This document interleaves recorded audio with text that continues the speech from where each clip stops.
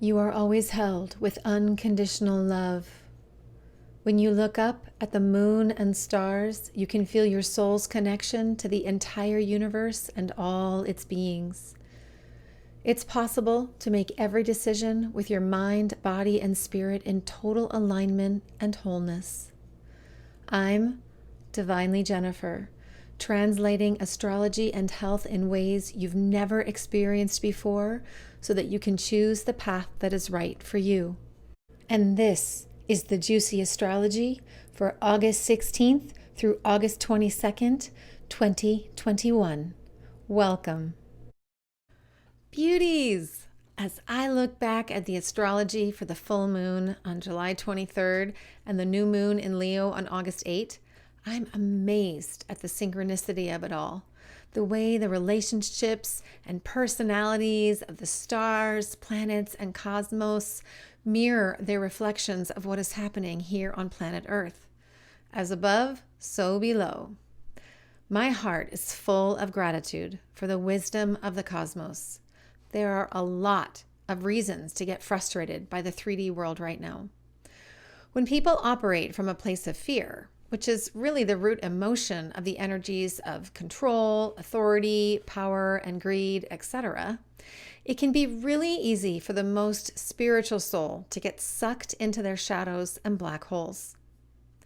I wish I could tell you that we only have a few more weeks of this energy, and then the stars will align in magical perfection and we'll return to some semblance of normal, or at least happy.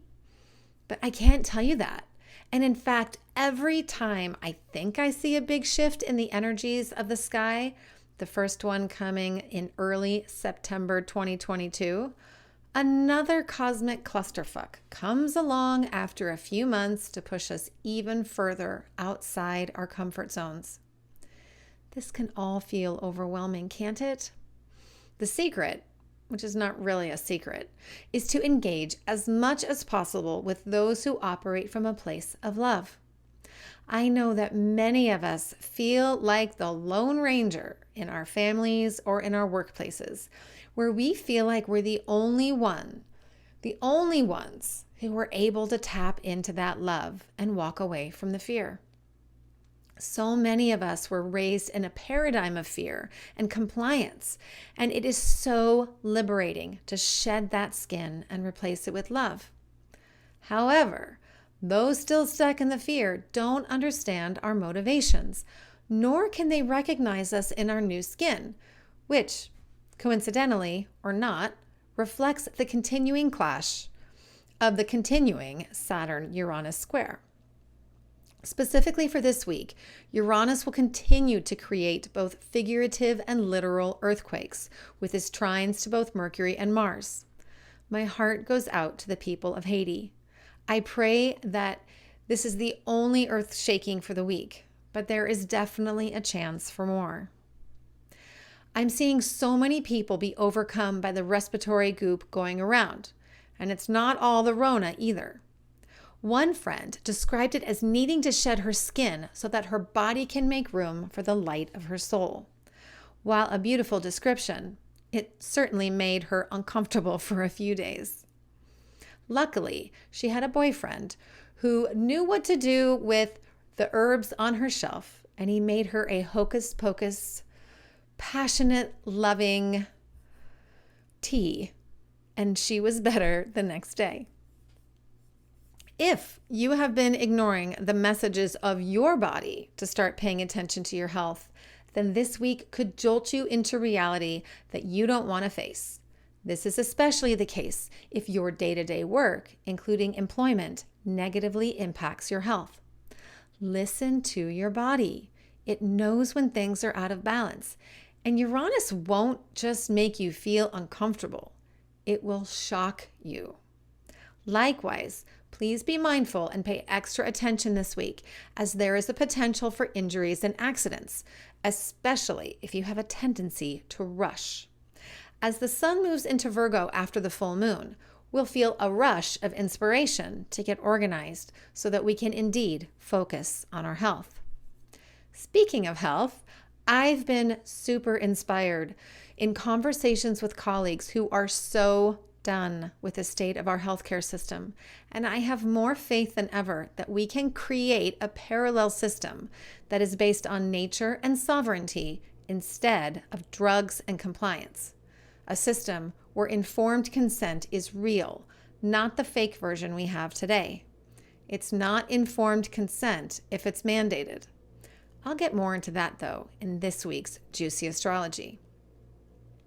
I've got some exciting new offerings in the works, so be sure to listen to the end of this video or audio.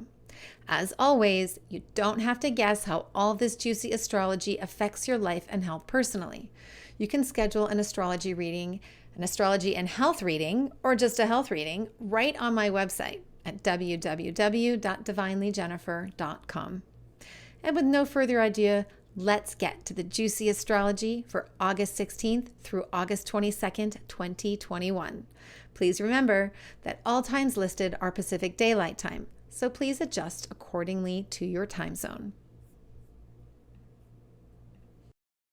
Monday, August 16th. This is a very busy day for the normally optimistic waxing moon in Sagittarius. We'll feel inspired to philosophize about home, relationships, and healing. Mercury in Virgo squares Juno in Sagittarius at 1:08 p.m. They're both at 8 degrees 51 minutes. Just say it already. Intimate partnerships continue to be put through the ringer when Mercury squares Juno, the goddess of marriage and intimate partnerships. He follows Venus on July 28th and Mars on August 12th. Whatever happened on August 12th, take the time to talk about it. The winged messenger is in one of his happiest signs, so he'll know just what to say, even if it still might sting a little. The Sun in Leo forms a yod for the next 2 days with Pallas Athena in Pisces and Pluto in Capricorn. He follows Venus on July 17th and 18th, Mars on July 21st and 22nd, and Mercury on August 8th and 9th. Unlike his personal predecessors, the Sun doesn't have Neptune as part of this yod. That's helpful because it removes any potential for delusions or illusions of grandeur from the picture. Feel into making adjustments to how you stand in your power and shine your light through pragmatic, though intuitive, strategy. Tuesday, August 17th. After a challenging first half of the day, the waxing moon in Sagittarius goes void at 6:42 p.m. with a lovely sextile to Jupiter. Flow towards your new moon intention. The moon enters practical, stoic, and strong Capricorn at 10:57 p.m. You may want to go underground for a few days. Mercury in Virgo forms a hammer of Thor with Pluto in Capricorn and Eris in Aries.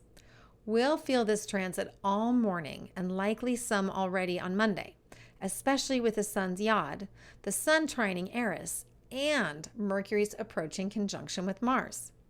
This may feel like a muzzle has been removed from your mouth. You have to speak your truth and defend the divine feminine and Mother Earth.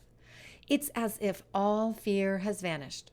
Who cares who blocks you on social media or if you get censored by big tech? Say it.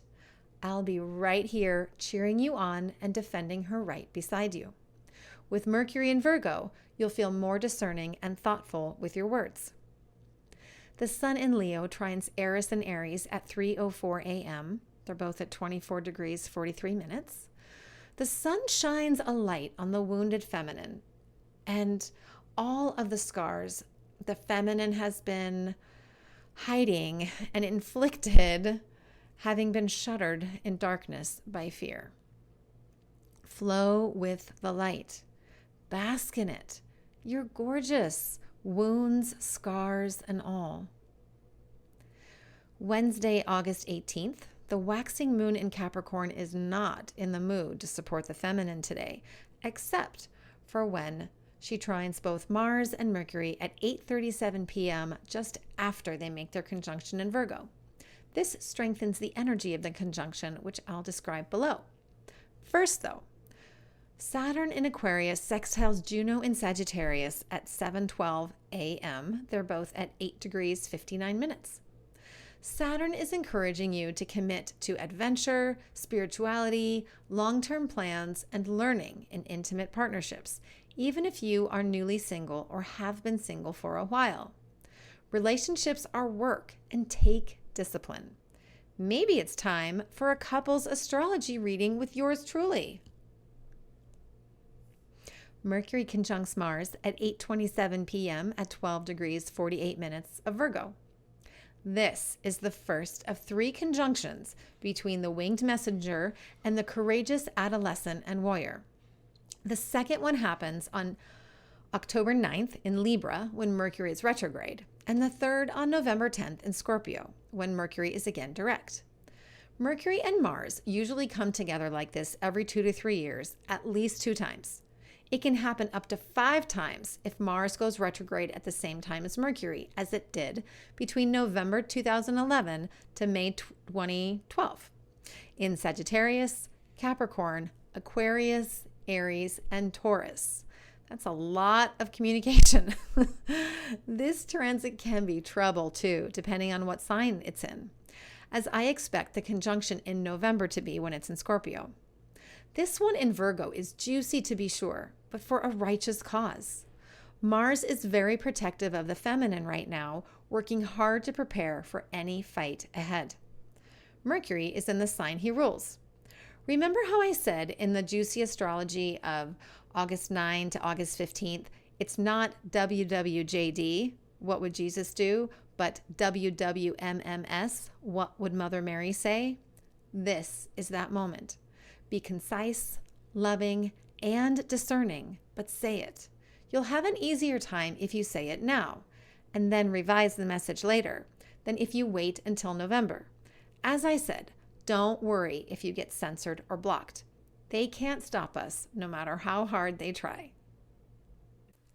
Thursday, August 19th, the waxing moon in Capricorn is hiding his emotions, rather unsuccessfully, until he goes void at 4:59 conjunct to Pluto.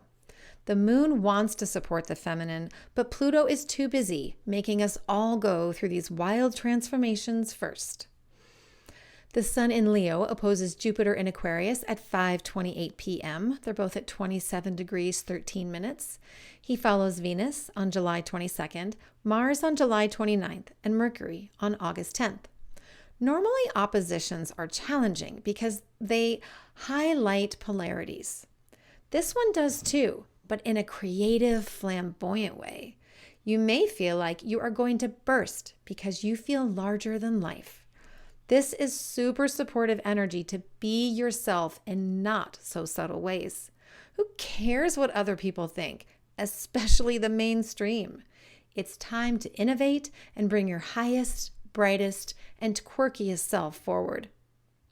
Uranus stations retrograde at 6:40 p.m. at 14 degrees 47 minutes Taurus. I have a lot to say about this. He joins the other outer planets, Jupiter, Saturn, Chiron, Neptune, and Pluto, plus the asteroids Eris and Pallas Athena. He's retrograde until January 18th, 2022, when he'll station direct at 10 degrees 49 minutes of Taurus. Like all the other planets, Uranus goes retrograde for months every year. If you have anything between 10 degrees 49 minutes and 14 degrees 47 minutes of Taurus, Leo, Virgo, or Aquarius in your natal chart, you will have a chance to rework, revise, or, best of all, according to Uranus, revolutionize that part of your life and chart. And if you don't know if you have anything in that part of your chart, it's definitely time to set up a reading with me. More important than his retrograde itself are the aspects he'll make while retrograde. Venus, Mercury, Mars, and the Sun will all oppose him when they are in Scorpio, while the new moon on November 4th will directly oppose him almost exactly with only 7 minutes of difference. Astrologically, it might as well be exact. Expect the unexpected for that entire lunar cycle, especially given that we are also entering eclipse season starting on the full moon on November 19th. Then Venus will trine Uranus just 3 hours prior to the total solar eclipse on December 3rd, December 4th, depending on your location. Listen closely to any intuitive flashes throughout these next 5 months, and don't be surprised by sudden breakdowns or breakthroughs, or by breakdowns that lead to breakthroughs. Like all the planets, Uranus really wants the best for us, but he does it quickly and forcefully, and sometimes he brings in just some plain old mischief. We've already had the earthquake in Haiti, and I expect there will be more sudden jolts from Mother Earth. Have your meeting places and travel kits put together now so you don't have to worry about it later. Likewise, there is potential for food system shakeups globally, so buy local, financial shakedowns, and clashes of values. No surprise there. Friday, August 20th is a big day.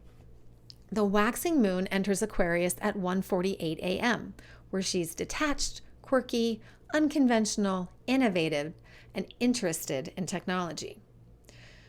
If you have teenagers, you can expect that they will want the newest phone while the moon is in Aquarius. She has lovely transits all day that support love, communication, partnership, and healing. Mercury in Virgo trines Uranus and Taurus at 1:05 a.m. They're both at 14 degrees 47 minutes. Eureka! Pay attention to intuitive hits and flashes, as well as unexpected ideas, innovations, communications, and news. Mercury in Virgo is still restrained and discerning, but Uranus could still cause figurative earthquakes, lightning strikes, electrical storms, breakdowns, and breakthroughs, especially with the build-up to tomorrow's Mars-Uranus trine. Mercury follows Venus's trine on August 2nd, and then Mars will follow tomorrow, and the Sun on September 6th. It's definitely not over yet. Venus in Libra trines Ceres in Gemini at 2:24 p.m. They're both at 5 degrees 33 minutes. This is a gorgeous transit and the beginning of a gorgeous grand trine in air that will be with us for the full moon on August 22nd. I'll explain more about the grand trine when I talk about the full moon. This trine, though, between Venus and Ceres creates a flow of love and creative ideas around how we nurture our relationships and bonds with loving communication. Pay attention to ideas and conversations that take place over the next few days. Saturday, August 21st, the waxing moon remains in Aquarius all day, where she receives encouraging support from the goddesses. Venus in Libra trines the North Node in Gemini and sextiles the South Node in Sagittarius at 9:15 p.m. They're all at 7 degrees 4 minutes of their signs. Venus is the first planet to trine the North Node after the Virgo T-squares. She is so gorgeous in the evening sky right now. You might be able to see her at twilight if you're on a hill, on a beach, or in the flats without a lot of trees or buildings blocking the horizon. Are you communicating about a world full of hope, love, and justice? Or are you speaking into a world of fear, shame, and blame? And yes, fear, shame, and blame exist on both sides. Our lives move with so much more flow when we are in service to a love-filled world through action, words, or thoughts. Mercury will follow suit and trine the North Node on September 3rd, Mars on September 20th, and the Sun on September 26th. Mars in Virgo trines Uranus in Taurus at 11:37 p.m. They're both at 14 degrees 47 minutes, following Venus on August 2nd and Mercury yesterday, August 20th. Wah, wah. We'll feel this build and may experience the chaotic energy of it all a few days before.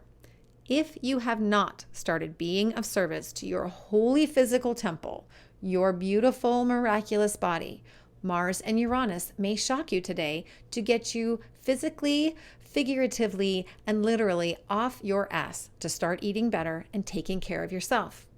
You cannot preach shame, blame, and health mandates if you eat fast food and Fruit Loops while drinking Diet Coke and Coors. Uranus and Mars have zero tolerance for hypocrisy, and they have been known for shaking things up to bring awareness and, at times, revolution. Given that both Mars and Uranus are in earth signs, there is the potential, as I mentioned, for earthquakes, volcanic eruptions, especially with ash versus lava, and shakeups to the food and financial markets. Buy local so you don't have to worry about food traveling cross-country or internationally. There is also the potential for injury and accidents, so look twice or 3 times even before crossing the street. Ask for help if you're climbing a ladder, and pay attention, especially if you're handling a knife. Sunday, August 22nd, truly the juiciest day of the week. Overall, this is a challenging day for the moon in Aquarius, who starts off, though, with a juicy conjunction to expansive Jupiter at 12:18 a.m. More about the moon's day after we talk about the full moon. Let's get to the full moon. The moon in Aquarius opposes the sun in Leo at 5:01 a.m. Pacific Daylight Time for the second time in 4 weeks, what's called the seasonal blue moon for 2021. A seasonal blue moon happens every 2 to 3 years when a season of 3 signs, which all the seasons have 3 signs, such as summer with Cancer, Leo, and Virgo, but has 4 full moons. The fourth full moon, will be September 20th. Likewise, this is also the second full moon we have in Aquarius, opposite the sun in Leo, in 4 weeks. We haven't had a full moon twice in one sign since March 21st, 2021, just moments after the sun moved into Aries and heralded the advent of spring, and then on April 19th, 2019, when the moon in Libra opposed the sun in Aries.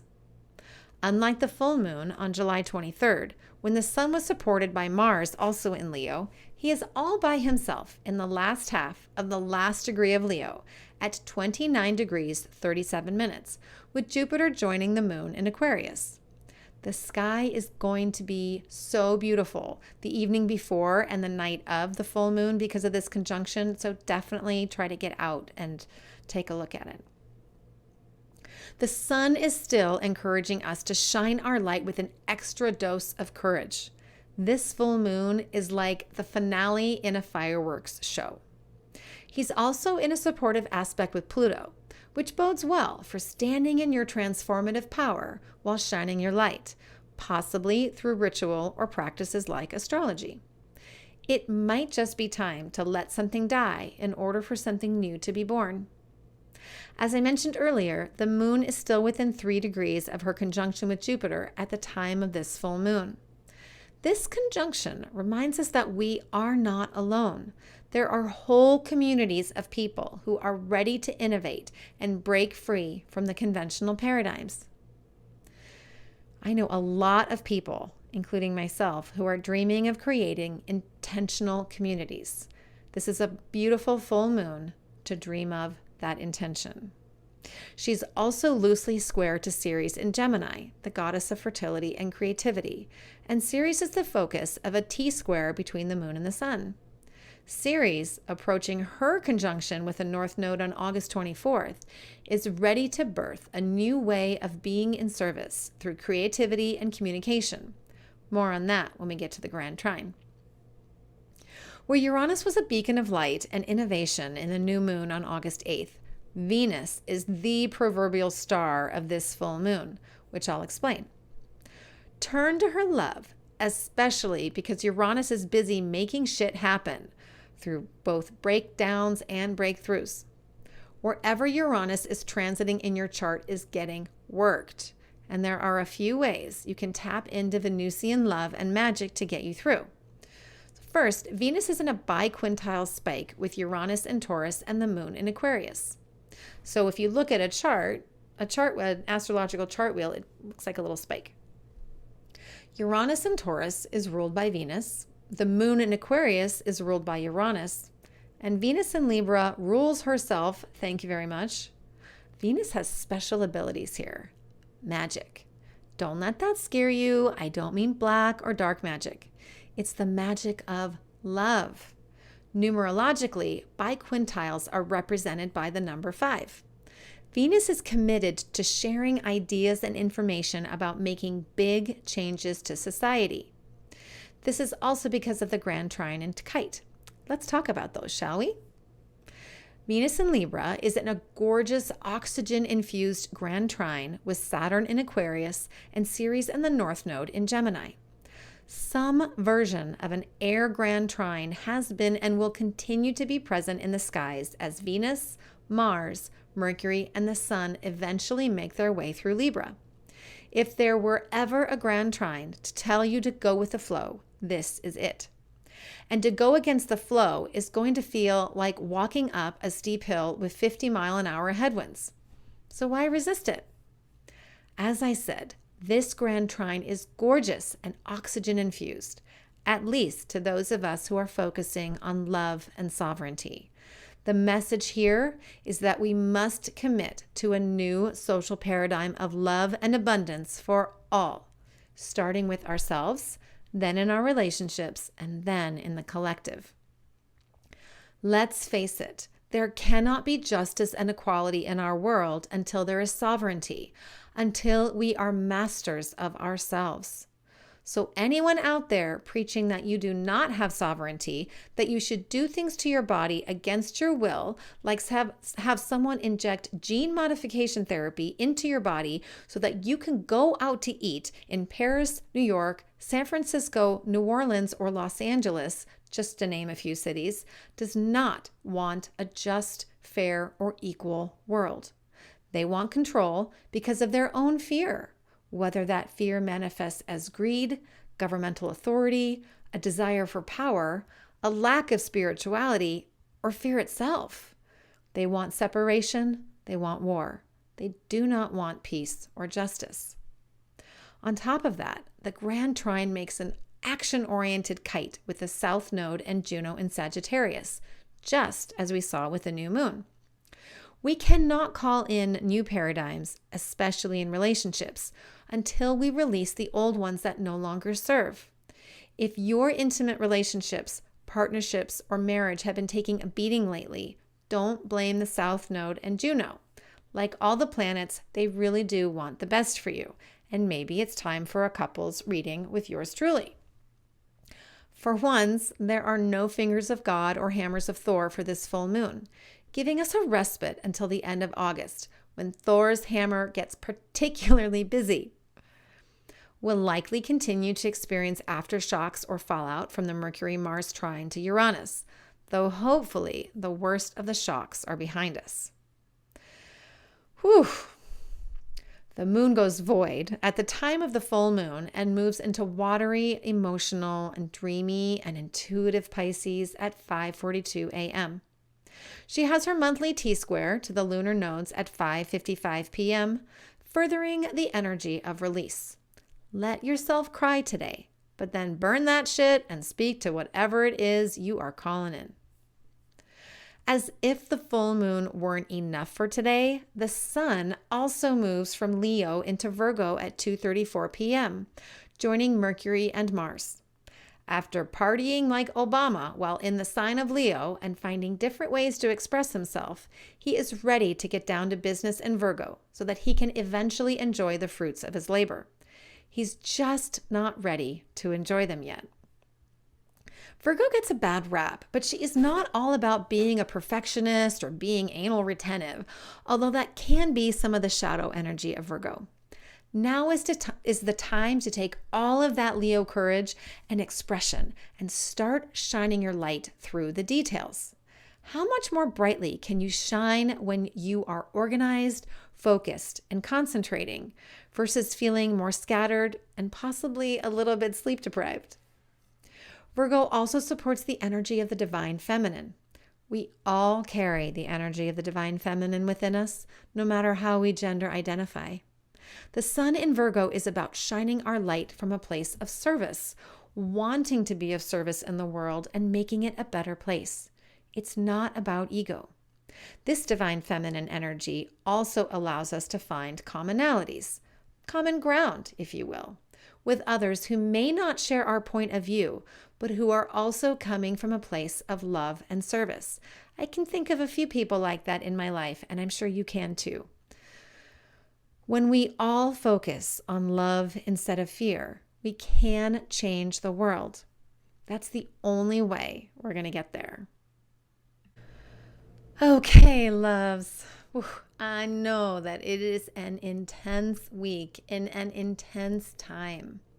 Remember that you came into this world at this time to shine your magical light. We so need you. And yes, I say that every week. I know, but I do mean it. Your presence on the planet is truly a gift. I mentioned that I have some new offerings in addition to astrology and health sessions for individuals and couples. I'm also doing some cool chart readings based on the placement of the moon in your natal chart to help you plan out the next several months of your own personal journey. You can book a session on my website at www.divinelyjennifer.com. Plus, I'll be coming out with a class on how to set intentions at the new moon using your personal chart.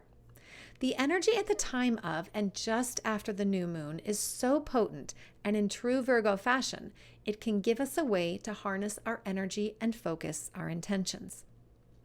In the meantime, tap into the magical love of Venus and Libra, the aha intuition of Uranus and Taurus, the prudent communication of Mercury and Virgo, and the innovative discipline of Saturn in Aquarius.